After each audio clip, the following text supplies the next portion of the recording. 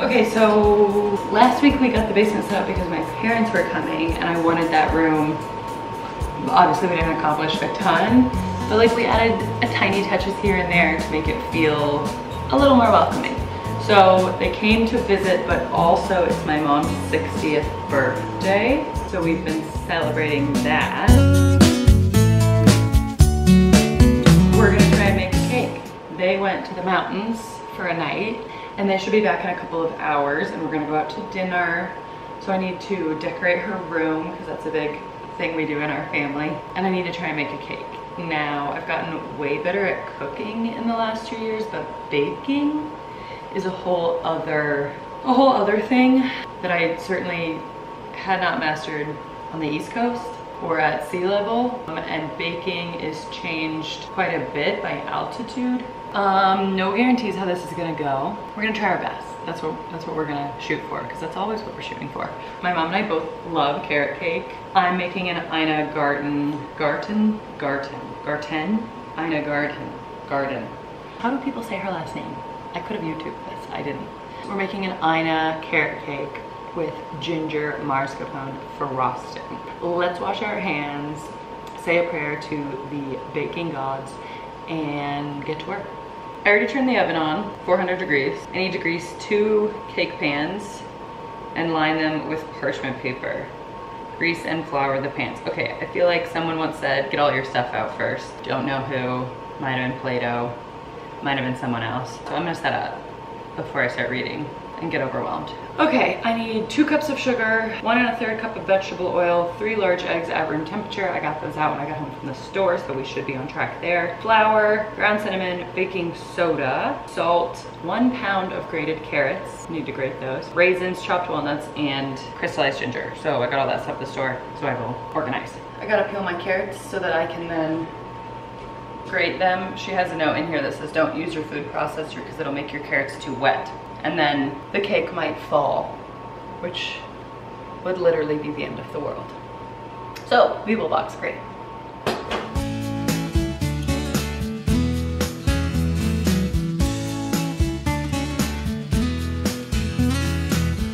I just realized while I'm shredding these carrots, I'm spraying carrot juice all over myself and wearing white shorts, which if you've been a part of the cocktail series, you know that I love wearing white and then making red cocktails. It never ends well. I will be putting on an apron.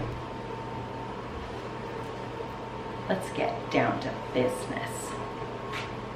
Okay, the recipe says that I need 1 pound, which I converted into ounces because I don't have a scale. And that's 16 ounces, so it's 2 cups. I peeled 5 carrots. We'll see how many I actually need. This is 1 carrot, almost half a cup, I'd say.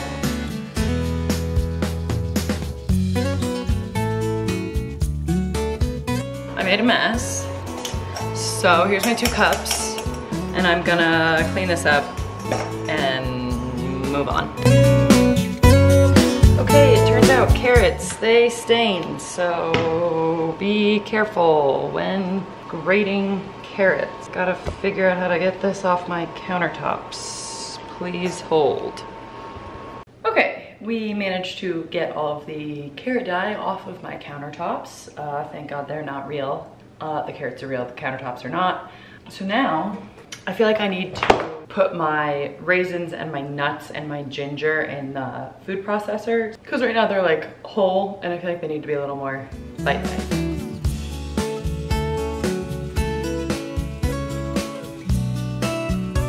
Okay, I need to grease and flour my pans, and then she says put parchment paper on the bottom. So I'm just gonna use the vegetable oil. I don't know, are you supposed to use butter? Guys, I don't know the answer. Okay, so I'm just coating the bottom and the sides with oil. I'm doing the same on the other pan. Someone has a better technique, let a girl know. And then I'm just gonna flour the bottom and the sides of this one. Voila. That's the other one. I think the real real reason I'm a little hesitant about baking. One, because things can go wrong so quickly, but two, because I'm a messy person, full stop. And baking, there's always like 90 million things that you need, and I just end up making a mess. And like making the mess, not a problem. Cleaning the mess, I hate cleaning. So I don't bake. But for Carol's 60th, we will bake. Okay, I'm just gonna put this parchment paper there, draw a circle,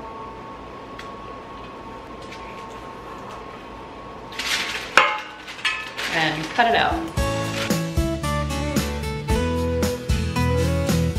Poke hole. Oh, we had a little wonk going on. Okay, let's trim you down. Voila. Okay, one more. Okay. Ah.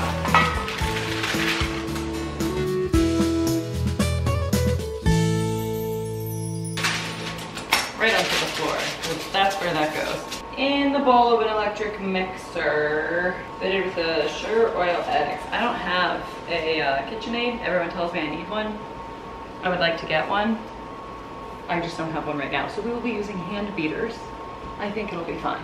I need to beat my sugar, oil, and eggs. Oh, I forgot to bring the eggs over here. It says on medium-high speed for 2 minutes. Now, that would make having a KitchenAid extremely convenient because I wouldn't have to stand here and beat these eggs for 2 minutes, but that's just a luxury we don't have at this moment. Oh, Shell City, come here. I'm into the timer. Is anyone else super weird about touching raw eggs? Like, I have to wash my hands if I touch raw eggs, but I will also eat fully raw cookie dough. I'm special.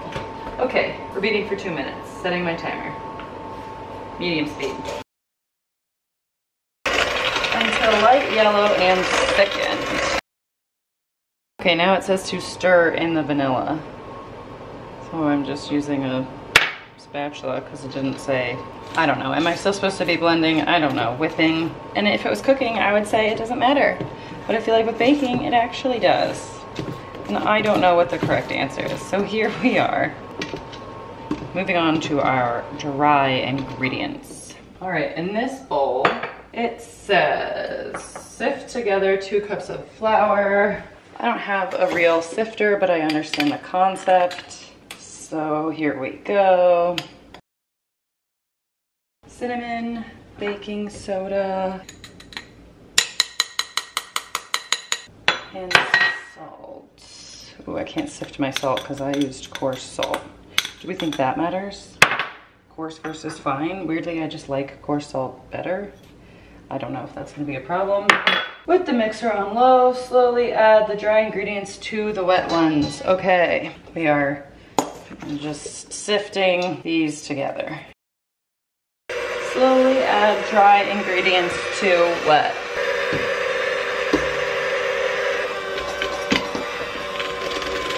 Oh my god, I need 3 hands.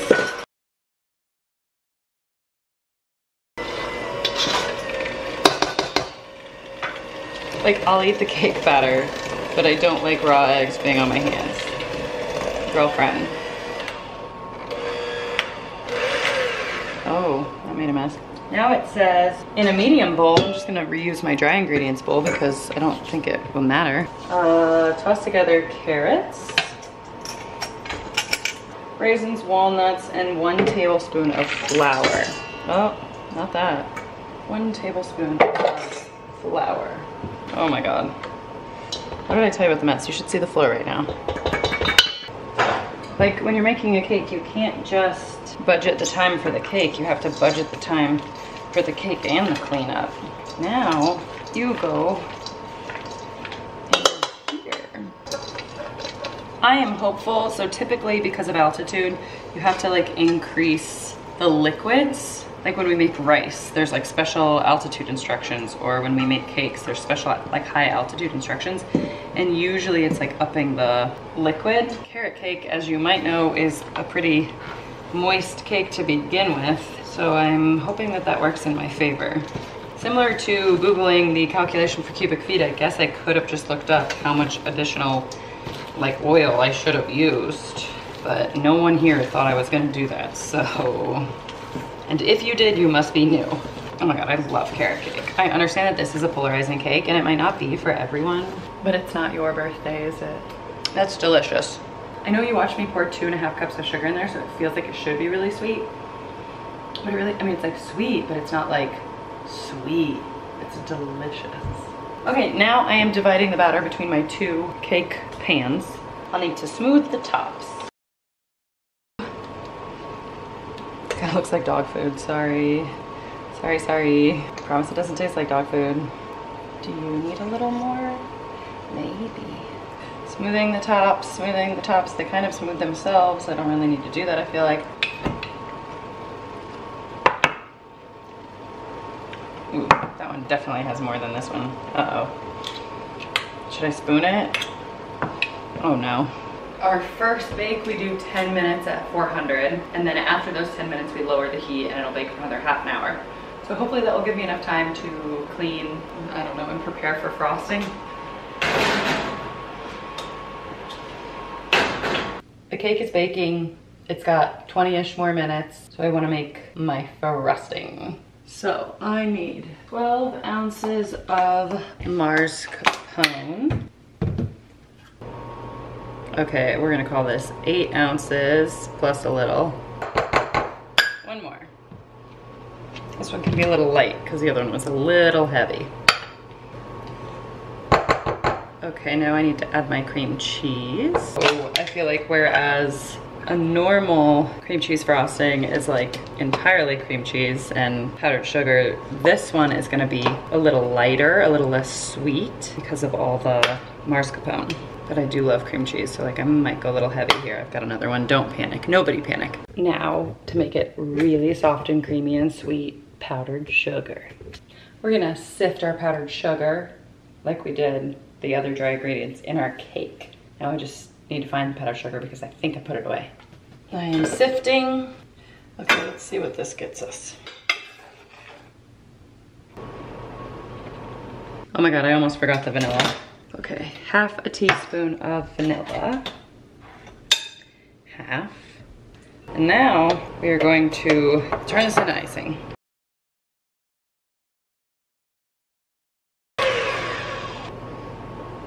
Oh my.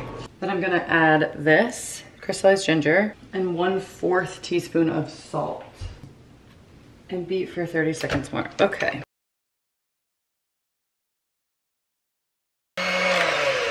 I just took both cakes out of the oven. They have to cool for 15 minutes in the pan, and then I will put them onto a cooling rack. We're baking, not laundry. And then they'll cool the rest of the way on the baking, we just went over this, on the baking rack. They look pretty good. There's this one. This one had a little less batter, and this one. And here's our frosting. It's delicious. I'm a big cream cheese girly, so like, this is up my alley. My parents will be back in about 1 hour, and I still need to do all the decorating, gift wrapping, and clean up the absolute disaster that I've made in this kitchen. So wish me luck that I can finish that in the next hour. Once the cake's cool, then we can ice them.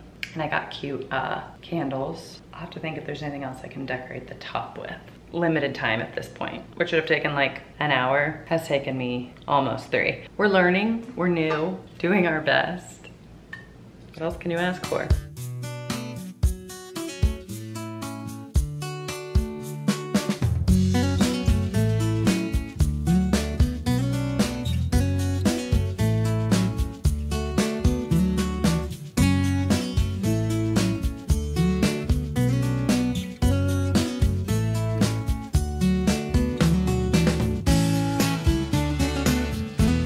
Okay, let's ice this cake. Her instructions were, you know, the way that you would normally do a cake, right? Where you do the round side down on the bottom one so that the flat parts touch each other, and then the round things on the top. But like, I don't really have any round, and they're both kind of flat sides. Hoping that the consistency is okay. I know that the icing is fantastic because I tasted it. So at least there will be that. They should be here any minute. So I'm like really flying, trying to get the decor and the cake and everything good to go. And her recipe, you only put it in the center and on the top, you don't put it on the sides, which, like, you know, your cake, your journey. I thought it looked cute, so I will do the same. Okay, come on now. No flipping. Ooh, it is a little sunken. We're a little sunken. I probably should have flipped this one. It's not perfect. Rarely anything we do here is, but hopefully it will be tasty. Okay, and then I'm gonna put a couple of the crystallized ginger on the top. We've got a little leftover icing. Ignore the dirty dishes in the sink. Focus on the cake.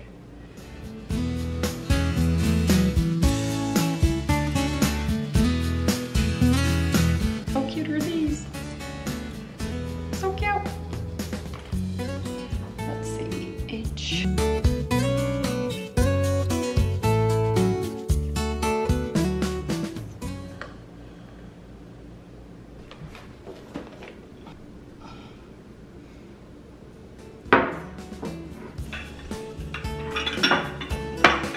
I would call the cake rustic in aesthetic, but I'm fine with that.